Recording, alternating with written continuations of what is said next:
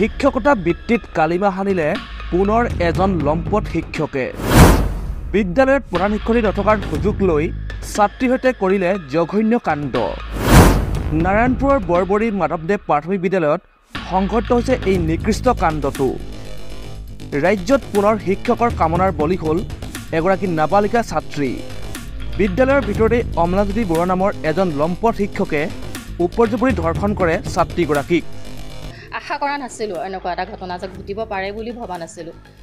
আমাৰ আছিলে বিদ্যালয়ত দুগৰাকী সহকাৰী শিক্ষয়িত্ৰী আছিলে আৰু তেওঁ তিনিগৰাকী ইতিমধ্যে আছিলে, কিন্তু শিক্ষয়িত্ৰী দুগৰাকী তেওঁলোকৰ এটা বিশেষ কামত বিলখন তেওঁ ফটোষ্টেট কৰিবৰ কাৰণে এই কাষৰে এটা হেৰিয়লৈ গ'ল, ফটোষ্টেট দোকানখনলৈ গৈছিলে আৰু ছাত্ৰ ছাত্ৰীখিনিক গৰম বেছি কাৰণে তেওঁলোকক ফেনৰ তলত বহুৱাই লুডু খেলিব দি গৈছিলে, কিন্তু তেওঁ অফিচত বহি আছিলে। তেওঁৰ নাম হৈছে অমলাজ্যোতি বৰুৱা, ঘৰ ভোগপুৰ। তেওঁ এখন ফাৰ্মাচী আছে, তেওঁ সহকাৰী শিক্ষক, তেওঁ টিউটৰ। যোৱা 21 চনত তেওঁ ইয়াত এপইণ্টমেণ্ট হৈছে। তেতিয়া ছাত্ৰ ছাত্ৰীসকলে যেতিয়া খেলি থকা সময়ত যেতিয়া দুয়োগৰাকী বাইদেউ ওলাই গ'ল, তেওঁ অকণমান সুৰুঙা বিচাৰি পেলাই এগৰাকী ছাত্ৰীক তেওঁ খেলি থকাৰ পৰা উঠাই আনিলে, যে তুমি অমুক নাম ধৰি মাতি পেলাই আনিলে যে আহাচোন বুলি।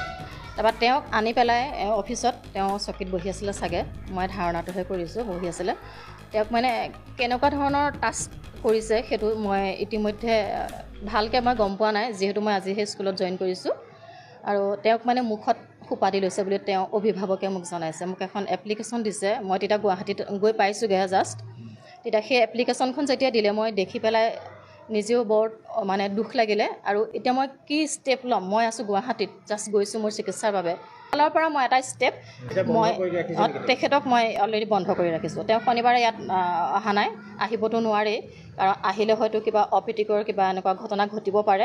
বিদ্যালয়খন যিটো পৰিৱেশ সেইটো চাগে যেনেধৰণে আছে তেনেধৰণে অটুট ৰাখিবলৈ মই বহুত কষ্ট কৰোঁ, চেষ্টা কৰোঁ। সেই অনুপাতে এনেকুৱা এটা ঘটনা এইখন বিদ্যালয়ত ঘটিব নালাগিছিলে, যিহেতু বিদ্যালয়খন এখন ব্লকৰ ভিতৰতে নাম থকা বিদ্যালয়। অফিচে যথেষ্ট ভালদৰে জানে বিদ্যালয়খন।